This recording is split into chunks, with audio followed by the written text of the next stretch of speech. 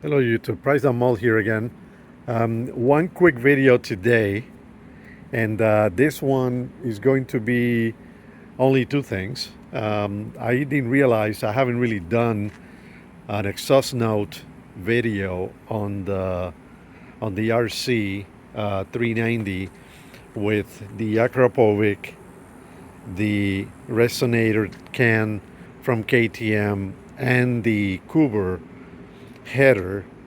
I haven't done that yet, so today I just wanted to do this particular portion on this video and show that I actually got rid of the engine light that I had coming up with the Coober ECU that I ended up having for possibly about 2 months, 3 months since I installed the ECU. I had that engine light, and it comes to be an issue with the O2 sensor being it had the actual one of the or the threads inside of the cables inside of the gray insulator.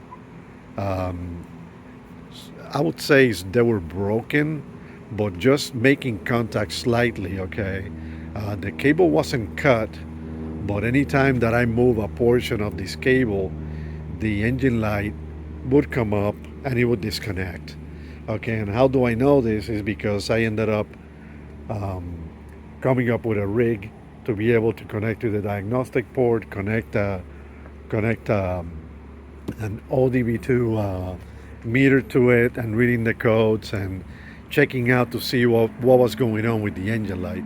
So, but anyway, that portion on the Coober has been taken care of. So I just wanted to show that the engine light went away. I was able to clear the codes. I actually had 4 codes in there. One of them was a PO 30, PO 030, I think it was, for the O2 sensor. The heater apparently wasn't doing anything, but the heater was actually nothing wrong with it. It was the actual sensor itself, the gray and the black wires coming out of the sensor itself. So I had to fix one of the cables. I've actually ordered some connectors so that I can actually connect all 4 to a connector, and then the other part I'm going to connect the other side of the connector and make it look nice and pretty.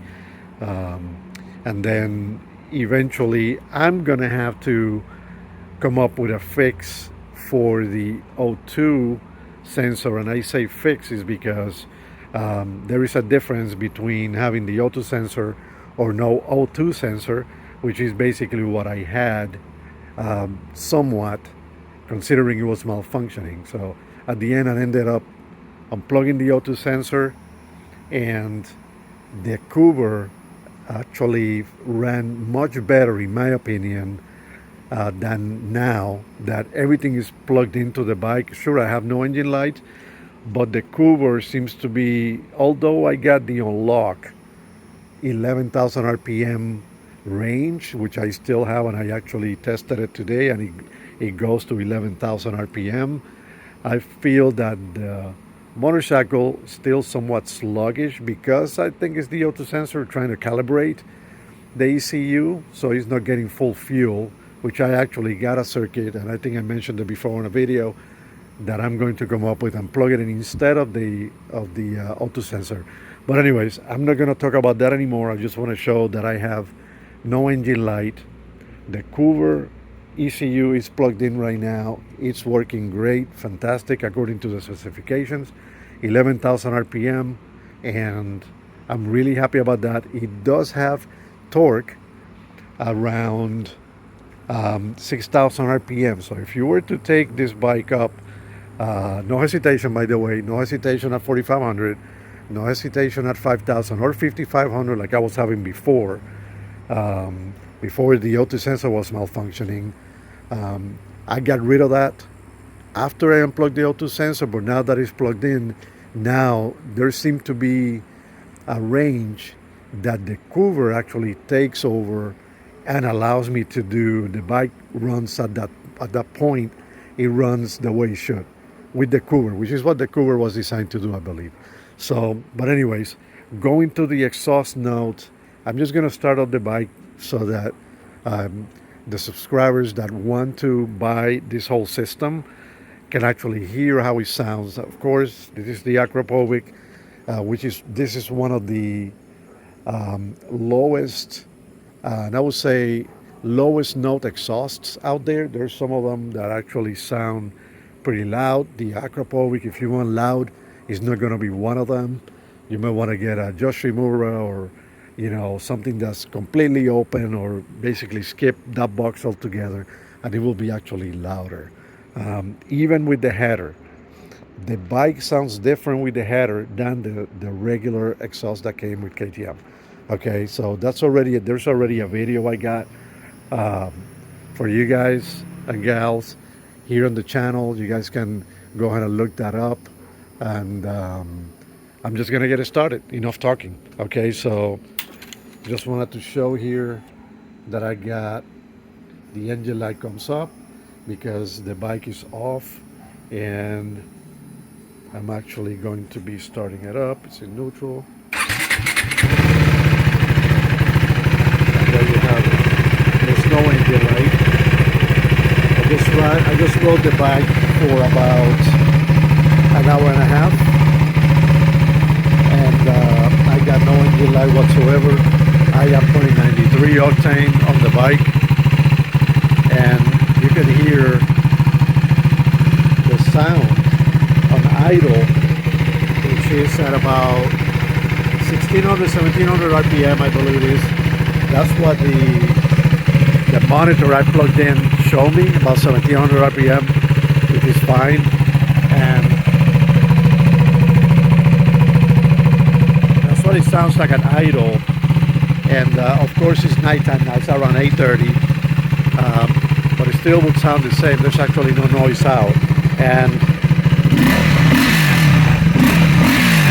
that's pretty loud, I think. So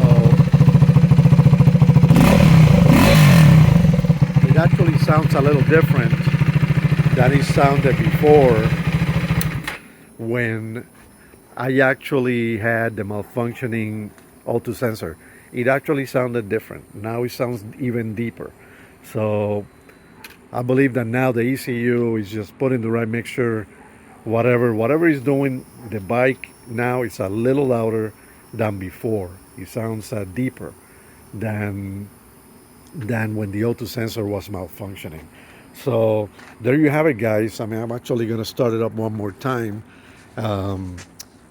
But I actually like how the bike is running, and I may leave it this way to give the ECU to get used to the O2 sensor again. I actually cleared up all of the codes, and I reset the ECU once again to allow the Coober Piggyback and the KTM ECU on the bike to adjust and give me like a better reading and possibly a better average.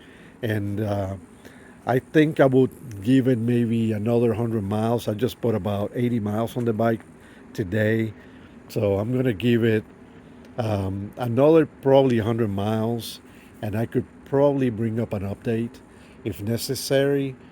But I'm actually really happy about the engine light disappearing, no longer there. The O2 sensor, I was able to fix it. I'm gonna put the connectors eventually and make it look pretty. Like I said, nothing's just cosmetic stuff. I am going to make a video on the adapter that I made, and also how to put it together. I actually bought the pieces to put it together, and after that I'm just going to show which ODV reader I got. I got one from eBay for like $30, and it has quite a few features, and it shows the RPM, it shows pretty much everything, gives me a graph so I can show what this thing will do. My camera is on the way so that I'll be able to take better videos, and I will go from there. Okay, the bike is running very impressive. I'm actually very happy with the Coober Piggyback at the moment, considering the circumstances and the fact that they actually sent me a brand new unit to test as a replacement. So I will be returning that unit to them, and just letting them know that everything worked out and that everything is working properly right now. And I am very satisfied with this product. So if any of you would like to buy it, I just want to say that I don't feel any regrets at all getting that setup. And like I said, I paid about $900 for it, for the whole system, which was the header, the wire management setup, the piggyback, and the support they gave me. Even after me buying this thing for 5 months later, they sent me a unit to test because I let them know that I had the engine light. And they were very receptive to my request, very friendly, awesome people. And I want to thank Aaron. And Aaron was the person that actually was able to help me, and he's the owner of the Coober company. And I'm actually super satisfied. I'm very grateful that they were um, there for me when I really needed them to come through for me and their product. So with that said, I appreciate you guys. I'm going to start it up one more time. That way you guys can hear it once again. And there we go.